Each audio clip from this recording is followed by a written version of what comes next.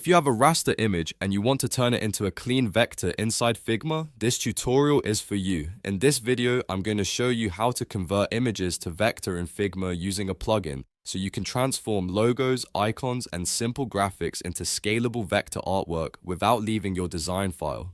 This is a really useful trick for designers, especially when you need sharper shapes, easier editing, or cleaner exports for your projects. And if you find this helpful, make sure to hit like and subscribe for more quick Figma tutorials. Let's jump in. First, open your Figma file and make sure the image you want to convert is already placed on the canvas. This can be a logo, a sketch, a graphic, or even a screenshot depending on what you're trying to trace. Keep in mind that vector conversion works best with simpler images and strong contrast, because the cleaner the source image is, the better your final vector will look.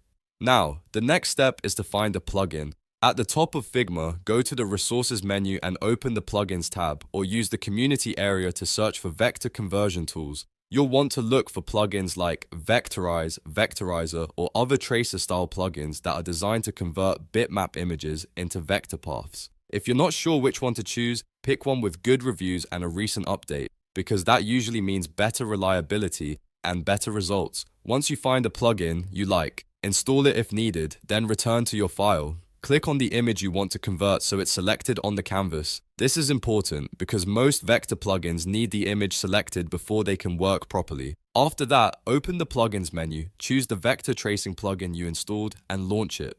The plugin should detect your selected image and prepare it for conversion. When the plugin opens, you'll usually see a few settings you can adjust. These may include color reduction, curve smoothing, detail level, edge detection, or background removal. If your image is very detailed, lowering the number of colors can help make the vector cleaner and less messy. If the shapes look too rough, increasing smoothing can make the curves more polished. The goal here is to balance accuracy with simplicity, so your vector remains easy to edit later. After adjusting the settings, click the button to convert, insert, or place the vector onto your canvas. Depending on the plugin, it may generate the vector directly on top of the image, or it may create a new vector layer next to it. Once it appears, zoom in and inspect the result closely. Check the edges, curves, and tick details to make sure the tracing looks good. If it's too complex or not accurate enough, you can go back, tweak the settings, and run it again until you get a better result. After the vector is created, you can move it, resize it, ungroup it if needed, and edit the individual points just like any other Figma vector. That's one of the biggest advantages here. Once your image is vectorized, you're no longer stuck with a flat bitmap. You can customize it, recolor it, and scale it without losing quality.